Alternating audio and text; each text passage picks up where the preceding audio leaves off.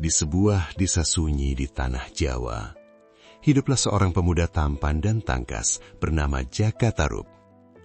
Ia tinggal bersama ibunya yang telah renta di sebuah rumah sederhana di tepi hutan. Ayahnya telah lama tiada, sehingga sejak kecil Jaka Tarub terbiasa bekerja keras membantu sang ibu, berburu di hutan, mencari kayu bakar, dan menjaga ladang kecil mereka. Hutan di dekat desanya bukanlah hutan biasa.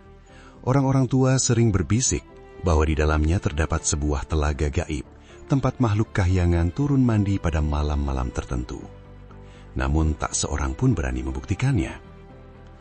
Suatu sore, saat matahari mulai tenggelam dan langit berwarna keemasan, Jaka Tarub menyusuri hutan untuk berburu. Langkahnya terhenti ketika ia mendengar suara tawa lembut, jernih seperti gemerincing lonceng perak. Penasaran, ia menyibak semak-semak dan mendapati sebuah pemandangan yang membuatnya terdiam. Di tepi telaga yang jernih, 7 bidadari turun dari langit. Selendang mereka berkilauan bagai cahaya rembulan. Mereka meletakkan selendang di atas batu, lalu turun ke air, mandi, dan bermain dengan riang. Jantung Jaka Tarub berdegup kencang. Ia tahu, ia sedang menyaksikan sesuatu yang tak seharusnya dilihat manusia biasa. Namun, di antara ke-7 bidadari itu, pandangannya terpaku pada satu sosok yang paling anggun dan wajahnya paling teduh. Dialah Nawang Wulan. Tiba-tiba, sebuah keinginan aneh muncul di hati Jaka Tarub. Ia berpikir, jika salah satu selendang itu kusembunyikan, bidadari itu tak akan bisa kembali ke kahyangan.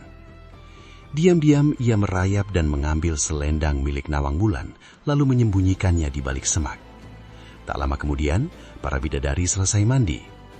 Satu persatu mereka mengenakan selendang dan terbang kembali ke langit. Namun, Nawang Wulan panik. "Selendangku hilang," serunya dengan wajah pucat. Ia mencari ke sana kemari, tetapi tak menemukannya. Keenam saudarinya tak dapat tinggal lebih lama dan akhirnya kembali ke kahyangan, meninggalkan Nawang Wulan sendirian di bumi. Jaka Tarub lalu berpura-pura datang seolah tak tahu apa-apa. "Siapakah engkau, wahai gadis? Mengapa menangis sendirian di hutan?" tanyanya lembut.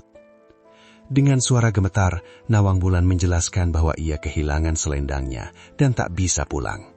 Jaka Tarub menawarkan pertolongan. "Jika kau tak keberatan, tinggallah di rumahku. Ibuku pasti menerimamu." Karena tak punya pilihan lain, Nawang Wulan pun ikut bersamanya. Hari-hari berlalu. Nawang Wulan hidup sebagai manusia biasa. Kecantikannya memikat hati penduduk desa dan kelembutannya membuat ibu Jaka Tarub sangat menyayanginya. Akhirnya, Jaka Tarub mempersunting Nawang Wulan menjadi istrinya. Mereka hidup bahagia dan dikaruniai seorang putri yang cantik. Namun, Nawang Wulan memiliki keistimewaan. Setiap kali menanak nasi, ia hanya membutuhkan sebutir padi.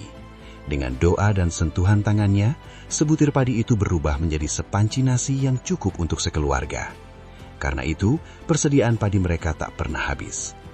Sebelum menikah, Nawang Wulan berpesan pada Jaka Tarub, "Apapun yang terjadi, jangan pernah membuka tutup kukusan saat aku memasak." Jaka Tarub berjanji. Namun, rasa ingin tahu adalah sifat manusia yang sulit dikalahkan. Suatu hari, ketika Nawang Wulan pergi mengambil air, Jaka Tarub teringat akan keajaiban itu.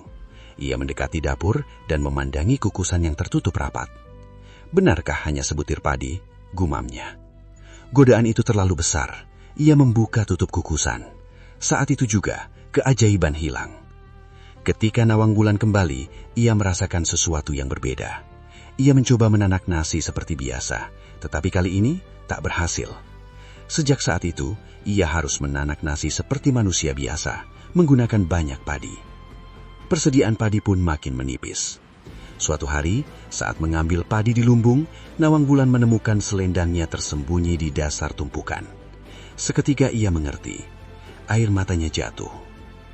"Jadi selama ini, engkau yang menyembunyikannya," ucapnya lirih kepada Jaka Tarub. Jaka Tarub menyesal, tetapi semuanya sudah terlambat. "Aku mencintaimu," katanya penuh penyesalan. "Aku pun menyayangimu, tetapi engkau memulai semuanya dengan kebohongan." Karena selendangnya telah ditemukan, Nawang Wulan bisa kembali ke kahyangan. Namun hatinya terbelah antara cinta pada anaknya dan kewajibannya sebagai bidadari. Akhirnya ia berkata, "Aku harus kembali, tetapi aku tak akan melupakan putriku. Setiap kali ia merindukanku, pandanglah bulan. Di sanalah aku akan melihatnya." Dengan selendang terpasang di bahunya, Nawang Bulan terbang ke langit, meninggalkan Jaka Tarub yang terduduk lemas di tanah.